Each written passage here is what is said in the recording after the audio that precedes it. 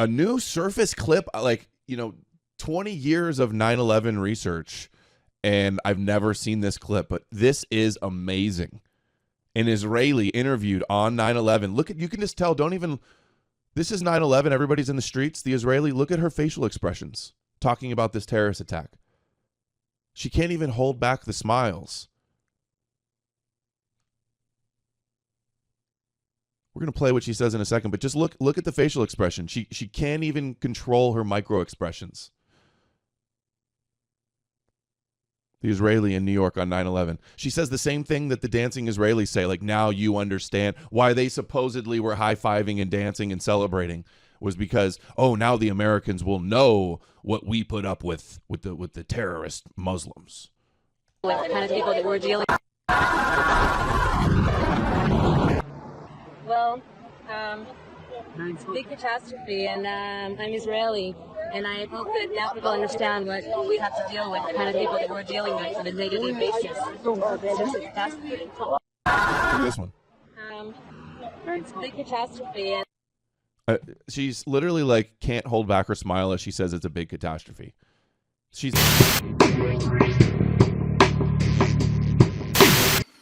All right. So they had a little state dinner after the tete-a-tete there with the press. Who attended the White House dinner for Mohammed bin Salman? Oh, damn it. What, you got to load stuff in? You want me to just do mine? Yeah, you know what? I accidentally, when I was getting rid of the videos from the last piece, I accidentally got rid of these.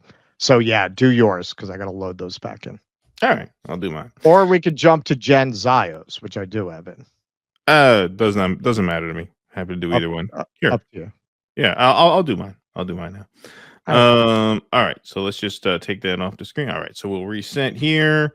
Make sure I got all this stuff in. Yep, I'm ready. All right. Welcome to the Jimmy Dore Show, everybody. Keaton and Russ from Due Dissidents in for Jimmy while he is on the road. Well, Donald Trump had some very, very kind words for the Palestinians yesterday. Very kind words. This just warms your heart to hear that. So he's taking a question from a reporter during his meeting with the Saudi Crown Prince. And every time he detects an accent from a reporter, especially a woman, it seems, he has to ask where they're from.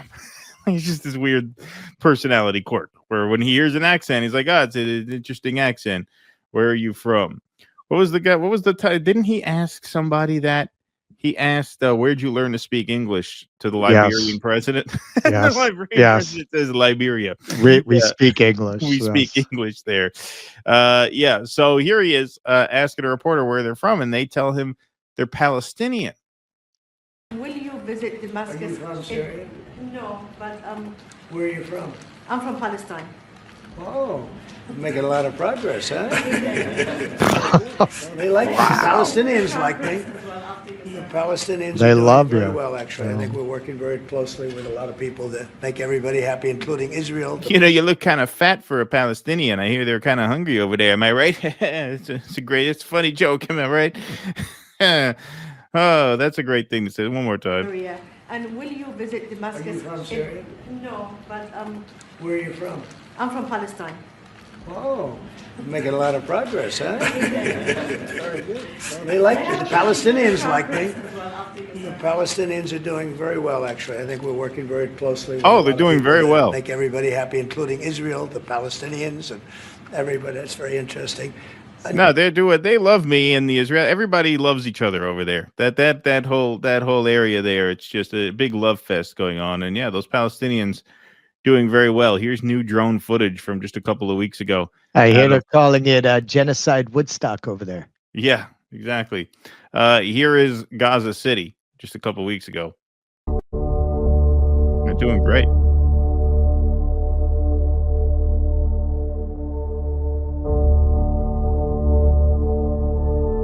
Doing very well over there. You know, they love me. Palestinians, they really love me. They're very grateful. On top of that, in devastated Gaza, overcrowded tent camps spread amid the rubble. Palestinians reel under winter rains as Israel blocks Gaza shelter supplies. That's right. It's the winter. They tend to have rainfall in the winter, and the Palestinians are largely living in tents right now, which means the tents are flooding. Heavy rains flood Gaza tents with sewage, putting thousands of children at risk. Save the Children says children in Gaza are sleeping on bare, wet ground in clothing soaked with sewage water after heavy rains flooded hundreds of tents and makeshift shelters over the weekend, heightening the risk of disease as winter sets in. The group said more than 13,000 households were affected by Friday's flooding, as Gaza's sanitation system has largely collapsed after 2 years of Israeli bombardment, siege, and severe aid restrictions. With drainage systems destroyed, rainwater mixed with sewage inundated tents, soaking mattresses, blankets, clothing, and even food supplies. According to the humanitarian shelter cluster, 2/3 of Gaza's children, around 700,000, are living in tents that are falling apart after 2 years of bombardment and displacement. So to give you an idea of what that looks like, here's a video from Gaza notifications. ايش طب اطلع اطلع اطلع اطلع اطلع يا اختي يا الله رحمتك طب اطلع برا ايش اطلع ايش انا قلبي الجارة تغرق ما خلص غرقت يا ربي يا الله انا بموت يا ربي انا بموت يا الله خذني يا الله. Once again, don't forget. Palestinians like me. The Palestinians are doing very well, actually. I think. No, they're doing very well. Doing very, very well. Here's some more Palestinians. A little girl clings to her grandfather, shaking from the cold as rainwater pours into their tent.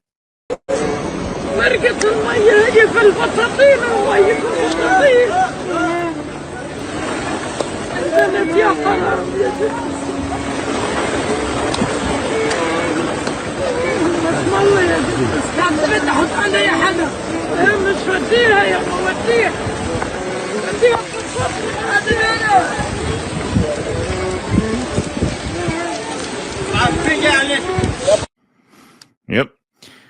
On top of that, Israeli airstrikes killed 25 Palestinians in Gaza, rattling ceasefire. Again, the ceasefire rattled. Medics say. You know what the date on that is? It's a little small, the font. Today, November 19th, Israeli airstrikes killed 25 Palestinians. So flooded, hungry, denied basic aid. And, by the way, despite the quote-unquote ceasefire, still being bombed. But they're doing very well. They're doing very well. And he has great things to say about the Palestinians. So does his press secretary here, who's still, as late as this week, using the word Palestinian as a slur and an own against Chuck Schumer. They are moving to the left. They ran Senator Gillibrand and Senator Manchin out of town. Now they're running Chucky Schumer out of town. It's too bad he turned into a Palestinian. He did it for nothing, like President Trump says, because his own party is turning against him. And the Democrat Party is truly becoming a full-blown communist party. Well, yeah, right, sure. Still using the word Palestinian as a slur. By the way, folks, all this happening as the United Nations, that glorious body. Thank God for them, right? They just adopted a resolution authorizing a board of peace and an international stabilization force in Gaza, as outlined in a United States comprehensive plan to end the Gaza conflict. What that really means, from Mondo Weiss, UN Security Council approves Trump's Gaza peace plan, greenlighting U.S.-Israeli control of Gaza's future. They write, on Monday, the United Nations Security Council approved the Trump administration's peace plan for Gaza.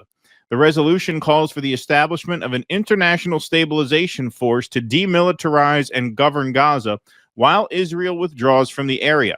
It also includes the formation of a peace board in line with Trump's plan, stipulating the deployment of international forces to stabilize Gaza, and grants the peace board a mandate until December 2027.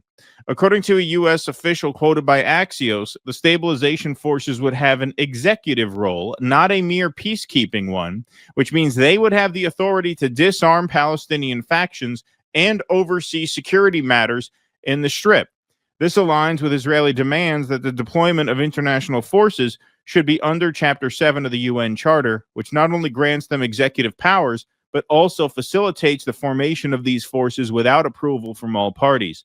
The resolution also references the prospect of a Palestinian state if a, quote, credible pathway is established as a result of the plan.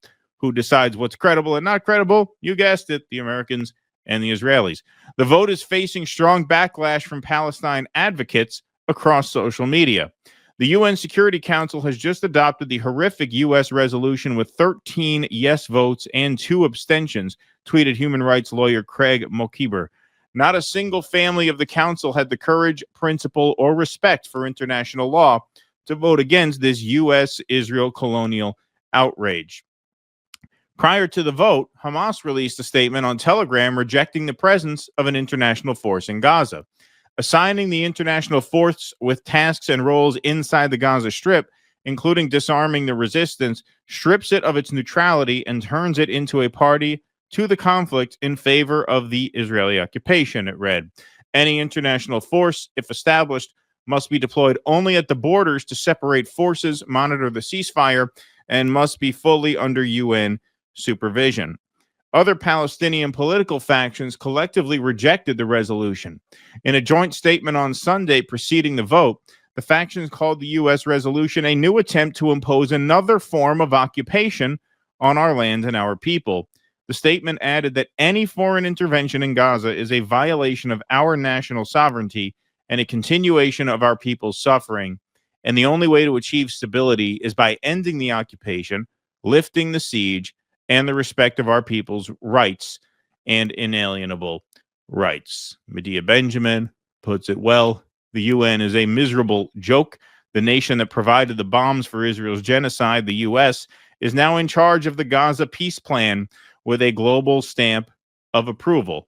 This is insane, pathetic, and it utterly discredits the UN. So in other words, the Palestinians are doing very well. They're doing very, very well. Drowning in sewage water, freezing in cold temperatures, in flooded tents, still being bombed from the air. And there's no cavalry coming because the United Nations just approved without a single nay vote, because Russia and China, in a real display of courage, decided to abstain rather than veto it, which they could have. They have now put Donald Trump and the Israelis in charge of not only the reconstruction of Gaza, but the management of this so-called peace. Yeah, and in the West Bank, you have these inbred cousin fucking settlers burning down people's olive groves. Yeah. Yeah, it's really something that puts the lie to the idea that civilization has advanced. We like to think we don't do things like the Trail of Tears anymore, but we do, and we're doing it right here in broad daylight. We like to think we wouldn't do things like the famine in India caused by the British, or in Ireland, for that matter, caused by the British. Right. But here we are. This is as bad as any of the worst genocidal crimes committed by Western powers, certainly in modern history. And by modern, I mean the last several hundred years. It's not that you can't find examples where we were responsible for equal crimes. You can't really find greater ones. Like look at those videos. Look at that. How are these people supposed to survive?